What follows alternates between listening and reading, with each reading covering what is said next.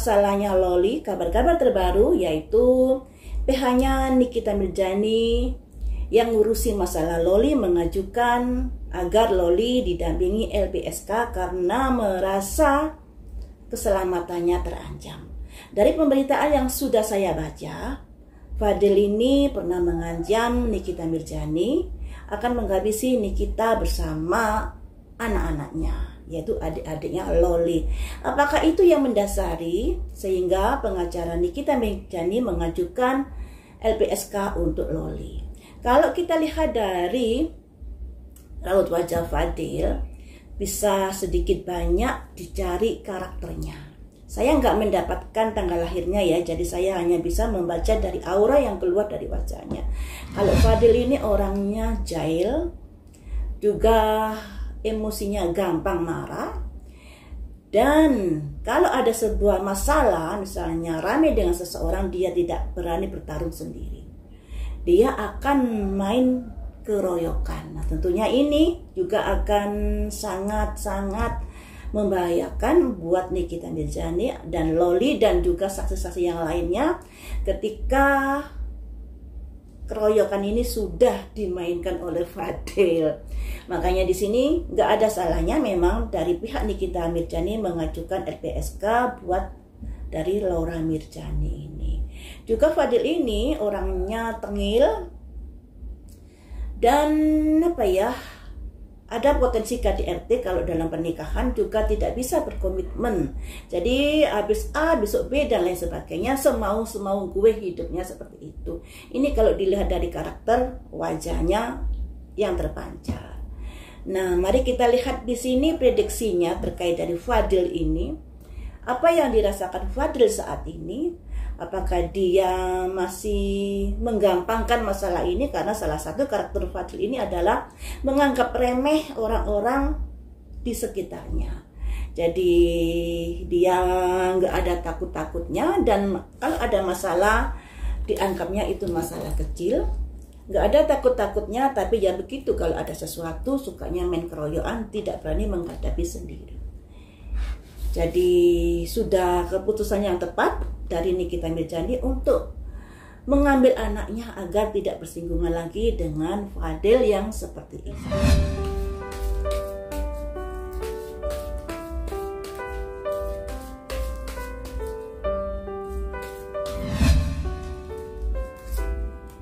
Growth, ada pertumbuhan.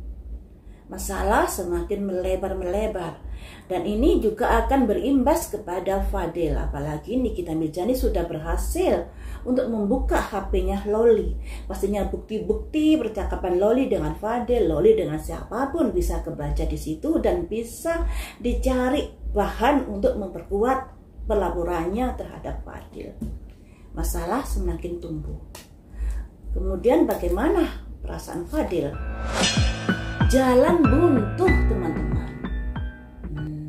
Dari prediksi saya yang beberapa kali, memang Fadil ini ada potensi besar bisa dipenjara.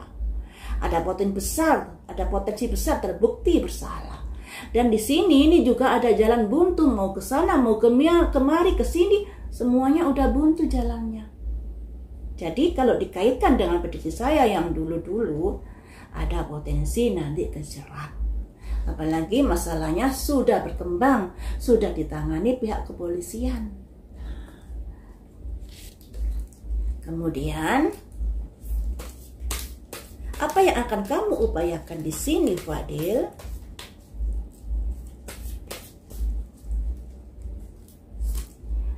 Vanity.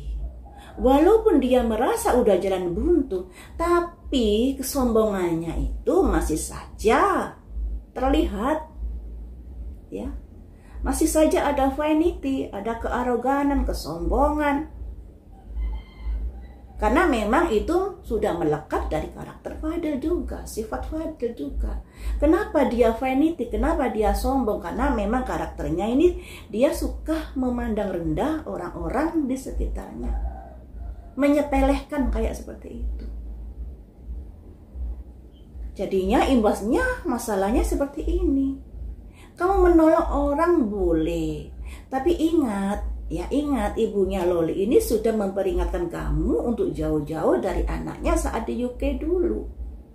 Saat di UK dulu Nikita Mirzani sudah berkoar-koar terkait Kang Semir ini, ya kan? Tapi ya begitu, karena karakternya dari Fadil ini menganggap rendah atau tidak kayak menyepelekan orang, pada akhirnya kena batunya untuk saat ini. Dia nggak berpikir yang dihadapi ini siapa, pikirnya dia bisa menguasai anaknya, menjalin hubungan dengan anaknya, pikirnya Loli bucin dan lain sebagainya. Kemudian pikirnya juga ibunya sudah nggak mau dengan Loli. Pada akhirnya Loli dikuasai, dimanfaati, dimodusi seperti itu. Dan Lolinya bucin banget, tapi bucinnya Loli ini juga ada pengaruh dari mistis, dari magic. Makanya Loli nggak bisa berpikir akal sehat di sini. Walaupun udah di KDRT, walaupun udah tahu kalau Fadil ini juga caper pada wanita-wanita lain, tapi Loli masih saja begitu bucinnya kepada Fadil. Yaitu tadi karena ada unsur mistis di dalam hubungan Fadil dengan Loli. Juga hubungan Loli dengan Nikita Mirzani. Karena dari Fadil yang saya prediksi kemarin ini ada upaya-upaya mistis agar Loli dengan Nikita Mirzani ini tidak harmonis. Selanjutnya,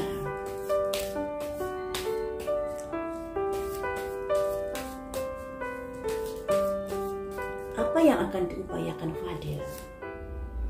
Impartiality. Dia menuntut keadilan juga di sini.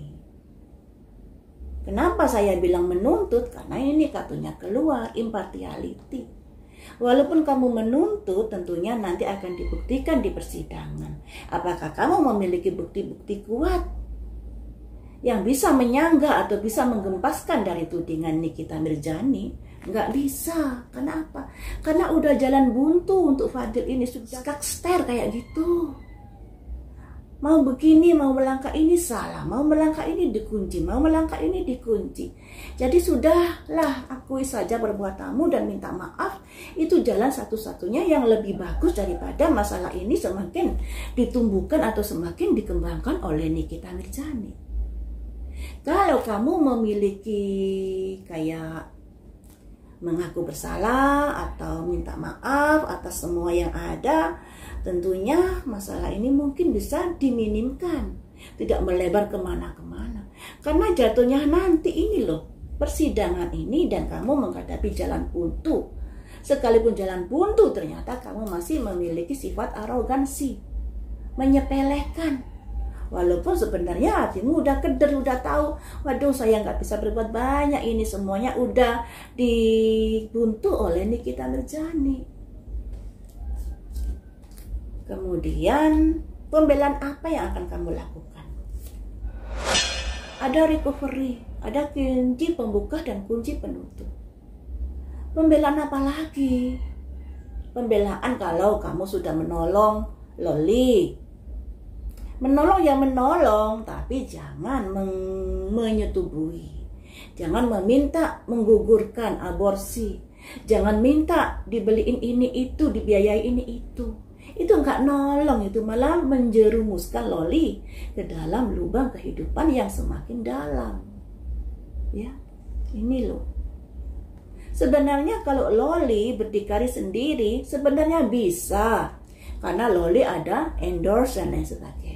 Tapi ya begitu, karena dia harus mencukupi apa yang dimau Fadil. Pada akhirnya ya keteteran sendiri hidupnya untuk Loli ini. Kunci pembuka dan kunci penutup itu tergantung dari yang memegang kunci juga kan. Nah, ada recovery. Recovery ini adalah perbaikan.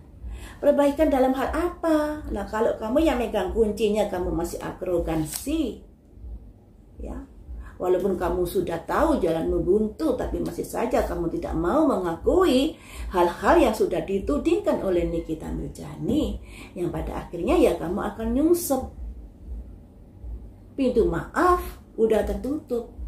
Ya mungkin Nikita Mirzani tidak mau memaafkan kamu, tapi kalau kamu semakin tidak mau mengakui, semakin tidak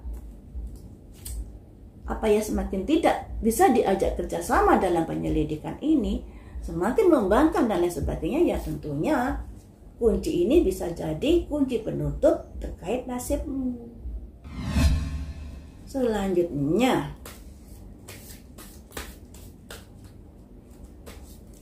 adakah pengacara nanti bisa menolong Fadil ini untuk mendapatkan sebuah keringanan hukuman? Isolasi keluar lagi, seperti saat-saat saya memprediksi kenapa sih Nikita Mirzani baru sekarang ini melaporkan Fadil. Karena apa? Karena ingin memenjarakan. Kartunya prediksi saya seperti itu dan kartunya seperti ini yang keluar kala itu. Dan di sini keluar lagi, pengacaranya nggak bisa bantu Fadil untuk bisa lolos dari jeratan hukum. Ya makanya di sini ada kartu isolasi karena semuanya udah jalan buntu di sini. Kemudian Fadil harus bagaimana agar masalah ini bisa meringankan dirinya?